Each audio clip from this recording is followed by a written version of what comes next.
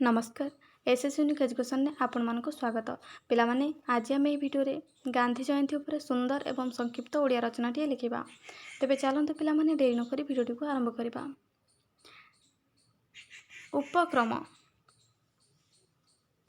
आम देशर कवि लेखक समाजसेवी आदर्श नेता और महापुरुष मानकर जन्मदिवस को पालन करा जाय थाए। महात्मा गांधी देशर जड़े महापुरुष थिले। देश को स्वाधीन करने इंग्रेज मानक विरुद्ध रे आम देश में अहिंसा और असहयोग आंदोलन चलता से यार नेतृत्व नहीं। तांकरी अक्लांत उद्यम फल आम देश स्वाधीन हैला। से आम समस्तंकर पूज्य। 1869 मसीहा अक्टोबर मास 2 तारिख रे गांधीजी गुजरातर पोरबंदर ठारे जन्मग्रहण करथिले। तांको जन्मदिन अक्टोबर 2 तारिख गांधी जयंती नाम रे परिचित।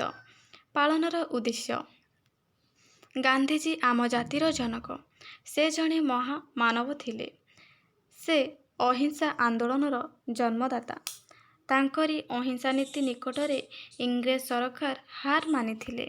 शेषरे तांको असहयोग आंदोलन सफल हैला।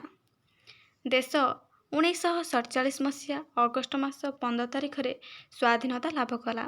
स्वाधीनता संग्राम रे तांकर दान अतुलनीय थिला।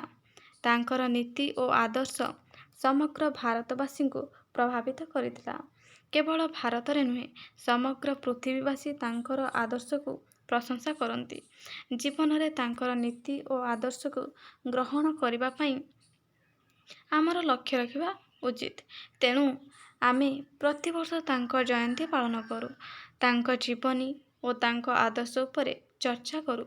सेथिरु अनेक कथा आमे शिक्षा करूँ। किपरि पालन करा जाए।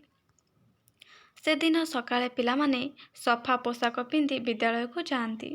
सेठारु प्रभात फेरी रे गाँ गाँ बुलती।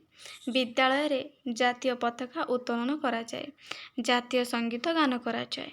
गांधीजी फोटो रे फूल चंदन धूप दीप आदि दिया जाए। तांकर प्रिय भजन रामधुन गान करा जाए। विद्यालय रे सभा रे मध्य आयोजन करा जाई थाए। शिक्षक माने गांधीजी जीवनी और आदर्श उपरे आलोचना करती। तांको आदर्श रे अनुप्राणित हेबा पई शिक्षक माने परामर्श दियंती। से दिन सूता कटा जाए और वृक्षरोपण आदि कार्यक्रम मध्य करा जाए। शेष कथा गांधीजी जणे जोगजन्मा पुरुष थिले। 1948 मसीहा जनवरी मास 30 तारिख रे तांकर मृत्यु होइतला। से आज आम निकटरे नाहांती। से निज कथा चिंता करने संगे संगे देशवासी चिंता मध्य करुथिले। तांकर नीति और आदर्श को कार्य लगाइले आमे तांको प्रति यथेष्ट सम्मान प्रदर्शन करछे बोली बुझिबाकू हेबो। ठीक अच्छे पिला माने आशा करछे वीडियोटी तुम मानक हेल्पफुल होइथिबो। तेबे वीडियोटी गोटे लाइक करदबो। चैनल नुआ थिले चैनल को सब्सक्राइब करदबो। धन्यवाद।